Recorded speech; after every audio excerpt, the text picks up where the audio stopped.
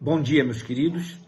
Como eu já fiz a leitura de todo o texto que se encontra registrado no livro do profeta Isaías, no capítulo 1, nos versos 10 até o 20, no dia de ontem, a partir de hoje eu farei apenas a leitura dos versos sobre os quais eu me deterei para extrair as lições importantes neles contidas.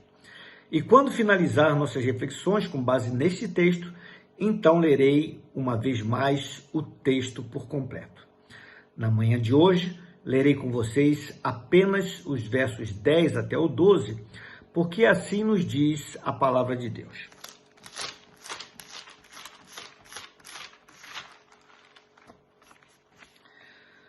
Ouçam a palavra do Senhor, líderes de Sodoma, prestem atenção à lei do nosso Deus, povo de Gomorra. O que os faz pensar que desejo seus muitos sacrifícios, diz o Senhor. Estou farto de holocausto de carneiros e da gordura de novilhos gordos. Não tenho prazer no sangue de touros, de cordeiros e de bodes. Meu querido, minha querida, eu espero ter deixado claro na manhã de ontem que as cidades de Sodoma e Gomorra haviam se tornado símbolo da desobediência deliberada e do afastamento total da pessoa de Deus e, por fim, tornaram-se também criadouros de maldades, malfeitos e transgressões. Os atos individuais das pessoas daqueles povos encheram o cálice da ira divina de tal forma que Deus resolveu destruir todos os homens e mulheres daquela cidade. Isto porque Deus não pôde achar ao menos 10 pessoas de bem no meio delas. Só que este evento já havia ocorrido há séculos e séculos, num passado distante, antes do profeta Isaías se dirigir ao seu próprio povo, referindo-se aos seus contemporâneos como sendo líderes de Sodoma e povo de Gomorra, denunciando assim a tamanha maldade que eles próprios estavam cometendo aos olhos de Deus, igualando-se assim àqueles povos do passado. A partir do verso 11, o profeta começou a denunciar as coisas que aborreciam a Deus com respeito àquele povo. E iniciou no verso 11 declarando o seguinte, abro aspas, o que os faz pensar que desejo os seus muitos sacrifícios, diz o Senhor. Fecho aspas. O culto prestado pelos israelitas era composto de uma série de rituais. E uma das formas daquele povo prestar culto a Deus era, sim, por intermédio de sacrifício de animais que eram levados ao pátio do templo em Jerusalém para ali serem imolados pelos sacerdotes como oferta de culto a Deus.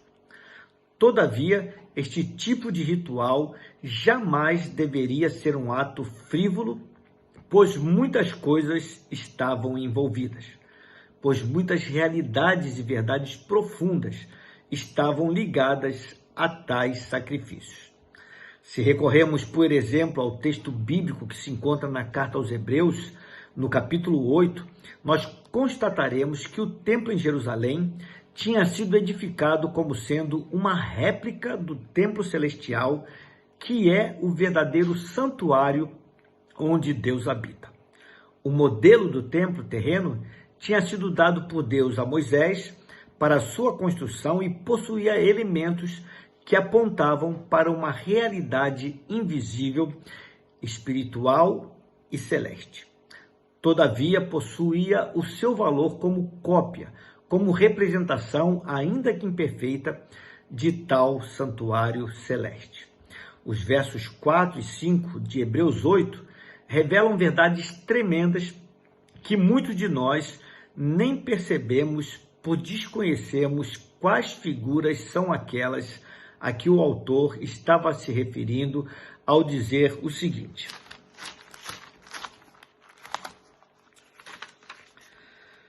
Visto existirem aqueles que oferecem os dons segundo a lei, os quais ministram em figura e sombra das coisas celestes. Havia, portanto, muitas realidades espirituais envolvidas naqueles ritos de sacrifício de animais.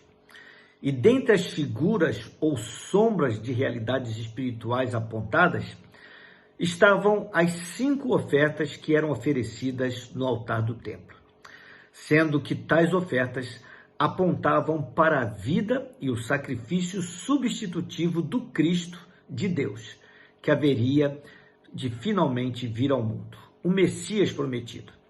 As 5 ofertas previstas na lei de Moisés eram as seguintes: o holocausto, a oferta de manjares, a oferta pacífica, a oferta pelo pecado e a oferta pela culpa.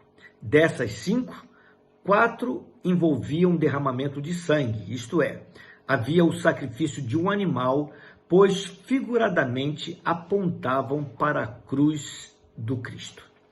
Apenas em uma, a oferta de manjares, não havia a morte de um animal, pois falava da vida de obediência do Cristo. Das 5 ofertas, 3 eram de cheiro suave ao Senhor: o holocausto, a oferta de manjares e a oferta pacífica. Quando Deus tratou da ordem das ofertas de sacrifícios no livro do Levítico, ele começou com o holocausto e terminou com a oferta da expiação da culpa. Primeiro, porque o holocausto é a oferta que é consumida totalmente para Deus. E a oferta de expiação da culpa fala do serviço aos homens, do favor concedido aos homens pecadores.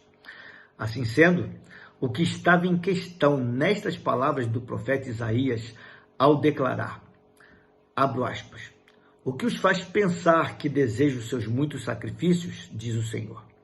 Eu estou farto de holocaustos, de carneiros e da gordura de novilhos gordos. Não tenho prazer no sangue de touros, de cordeiros e de bodes. Fecho aspas. É que aquelas pessoas tinham se distanciado do verdadeiro significado dos sacrifícios. Banalizaram algo importantíssimo e transformaram os sacrifícios em rituais frívolos e sem amor perante Deus. Achavam que estavam agradando a Deus com seus cultos sem compromisso, mas na verdade Deus não demonstrava nenhum prazer naquilo que lhe era oferecido. O verdadeiro culto a Deus deve ser prestado de forma consciente e deve vir do íntimo do coração do homem. Caso contrário, Deus jamais se agradará dele. Pense sobre isso. Vamos orar? Pai amado, esse texto é um texto confrontador, porque ele revela que, diferentemente do que as pessoas pensam, o Senhor não está tão preocupado com que nós entreguemos ao Senhor os nossos sacrifícios. O que o Senhor quer, na verdade, é que os nossos sacrifícios venham do íntimo, venham com entendimento do porquê estamos fazendo as coisas. No caso aqui, daquele povo, eles prestavam as suas ofertas com sacrifício de animais, com rituais religiosos, mas que tinham perdido há muito tempo o significado real, porque faziam de forma externa, não davam devido valor para a figura daquelas coisas e para o que elas apontavam de fato, que era a promessa do Messias, do Cristo de Deus, de vir ao mundo para dar a sua vida a favor do homem pecador. Ajuda-nos, Senhor Deus, a compreender essa verdade e não perdemos de vista que o Senhor quer de nós também um culto genuíno, um culto com entendimento, sabendo por que prestamos e para quem prestamos. E que seja o nosso culto o motivo de louvor e glória para o Cristo de Deus, para o nosso Senhor Jesus Cristo. É a oração que nós fazemos ao Senhor, no nome santo dele, no nome de Jesus. Amém. Meu querido, minha querida, tenha um abençoado dia.